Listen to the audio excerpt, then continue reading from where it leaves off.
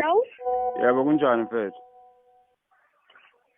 Yeah, baba wena. Yebo sanibona. Awu. Ya baba. Awunika uma wakho ucingo man. Hey. Kahlanga yebo. Ya kunjani? Ngiyaphila. Ya mfethu. Yazi mabule angina airtime la. Ngiphethwe ikhanda nje phela kwangiyasho ngiyaphila kodwa lo ngasho lutho. Okay. Ngiyafa ikhanda. All right. Ngicela ningisize mfethu la naku nginenkinga yabo.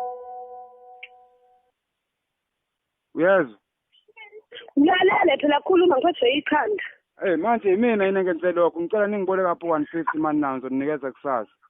Ngizofika mhla ka-2 ngangikwazi ukugibela kabili ngeklinikhi mhla ka-2 uzoyithola ngomhla ka-2. Mfethu.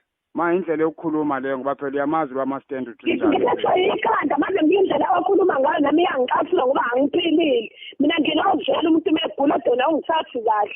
Ngiyasho nje mfethu manje ngiklinikhi mhla ka-2 ngizodlula lapho. Manje bungasho ngani uma ungafuni kunale ndlela okhuluma ngayo?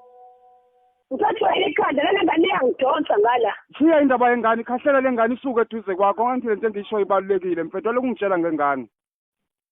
Ngizodlula lapho mhla ka-2. Ungolwesingaki? Umhla ka-2 ngolesine ngeklinikhi. Wemfethu manje njengoba umazi loma stand ukuthunze mfethu ngoze ngilenze into yangalosine.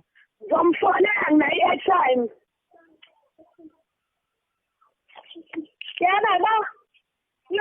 Hey, awuvala ucingo wena ungiyeke phansi, awuvala ucingo ungiyeke phansi.